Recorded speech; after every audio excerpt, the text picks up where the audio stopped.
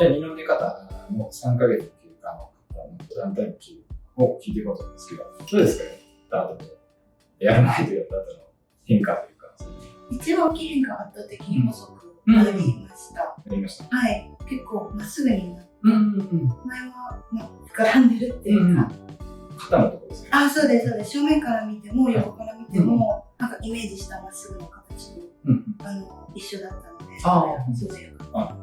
ダウンタイム3ヶ月で、だいぶ、痛みとかね、もうないですよね。そうです。痛みはないです。どれぐらい続きました？痛みも最初の1ヶ月から1ヶ月半までは、動くと痛い。あ、本当ですか？ 1 ヶ月半ぐらい痛かったですか？痛いっていうか、つっそうですよね。ピリッてする感じが多い。そうですね。まだこっちはいいんじゃないですか？あ、そうです。こっちはまだ、いきなり動くとか、朝寝て起きた時にずっと動かないので、いきなり動くと痛くなる。拘縮があるうちはちょっと敏感になるのと、ピリピリ感が突っ張り感とか、痒くなったりとか、そういうのはちょっとあるんですけど、ちょっとまだ左の方は硬いですよね。あ、そうですね。はい。まだいいかなと思いますね。あとは、内出血とかあれでした？全体的な内出血はあんまりそこまで気にならなくて、部分的な内出血が多くて、めっちゃペラペラになってる部分が多いイメージでした。最初の経験です。あ、そうです、そうです。最初の1ヶ月は若干気になってたんですけど、後からもう半袖で寝てました。大丈夫。気になるのは、ここちょっと色がくすんでる感じあるかなと思うんですけど、これはダウンタイムとかで出る二の腕四頭筋で出ちゃう色素沈着という山々な感じなんです。これいつからちょっと強くなりました？水着した後。あ、なるほど。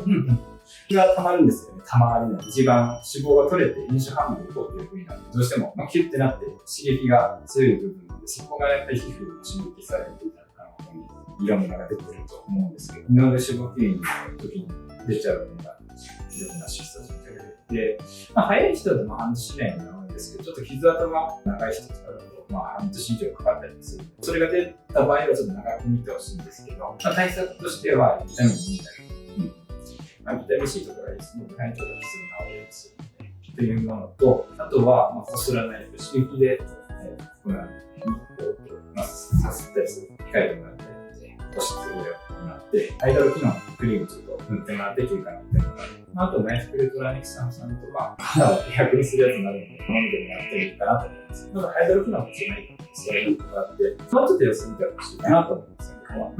あとは、傷跡をちょっともう一回やります。この感じだったら盛り上がりもないので、まだ3ヶ月なんで赤みある、順調な経過かなと思って、この様子見てもらっていいかなと思いますね。で、傷跡もどうしてもよく見ると残ったりはするので、そこは二の腕の仕事ってみると思うんですけど、この感じだったら、あんまり気にならないかなという経過はいいかなと思いますね。あとなんか気になるところありますか？大丈夫ですかね。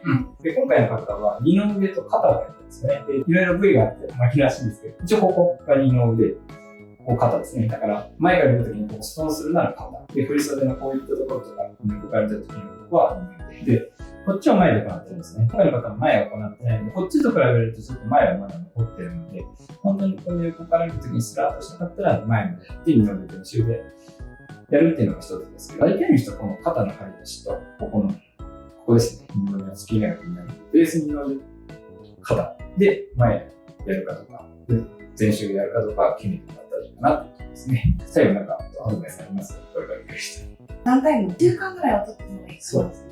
はい。